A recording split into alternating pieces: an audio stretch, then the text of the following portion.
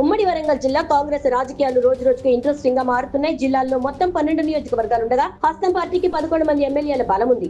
ఒక్క జనగాం ఎమ్మెల్యే పల్లా రాజేశ్వరరెడ్డి మాత్రమే ప్రతిపక్షంలో ఉన్నారు. ఇక 11 మంది ఎమ్మెల్యేల్లో కొండా సురేఖ, సీతక్క మంత్రులుగా ఉండగా సీనియర్ ఎమ్మెల్యేలు కడియం శ్రీహరి, రేవూరి ప్రకాష్ రెడ్డి, దొంతి మాధవరెడ్డి వాళ్ళ నియోజకవర్గాల్లో వాళ్లే గొప్ప అనే భావంతో ఉన్నారు. వేం నరేందర్ రెడ్డి సీఎం సలహాదారుగా ప్రభుత్వంలో కీలక పాత్ర పోషిస్తున్నారు. ఇలా బయటకు వరంగల్ కాంగ్రెస్ లో అంతా పెద్దలే ఉన్నారు. వీరందరిపై పెత్తనం చేయమంటూ మంత్రి పొంగులేటి శ్రీనివాసరెడ్డికి సీఎం పగ్గాలిచ్చారంటూ మంత్రులు ఎమ్మెల్యేలు గుసగుసలాడుకుంటున్నారు. అయితే ఉమ్మడి వరంగల్ జిల్లాలో మంత్రి కొండా సురేఖ తన మాటే చెల్లుబాటు కావాలన్నట్లు పాలిటిక్స్ చేస్తూ ఉంటారు. ఉమ్మడి రాష్ట్రంలో వైఎస్ రాజశేఖర రెడ్డి సీఎం గా ఉండగా మంత్రి సురేఖ చక్రం తిప్పిన విషయం తెలిసిందే. ఇక వైఎస్ మరణానంతరం పార్టీలు మారినా 2018 ఎన్నికలకు ముందు సొంత గూటికి చేరారు సురేఖ. ఆ తర్వాత సీఎం రేవంత్ రెడ్డికి మద్దతుగా నిలిచి మంత్రి పదవి చేపట్టారు. అంతా బాగా నడుస్తోంది అనుకుంటున్న టైంలో సురేఖ చక్రం తిరగడం మానేసిందని ఆమె ఫీల్ అయిపోతున్నారు. తన మాట చెల్లుబాటు కావడం లేదని ఆవేదన వ్యక్తం చేస్తున్నారు. జిల్లా ఇన్ఛార్జి మంత్రిగా పొంగులేటి శ్రీనివాసరెడ్డికి బాధ్యతలు అప్పగించారని టాక్ తో పాటు ఆయన అనుమతి లేకుండా ఏదీ చేయకూడదని సీఎం సూచించడంతో సురేఖ పంజరంలో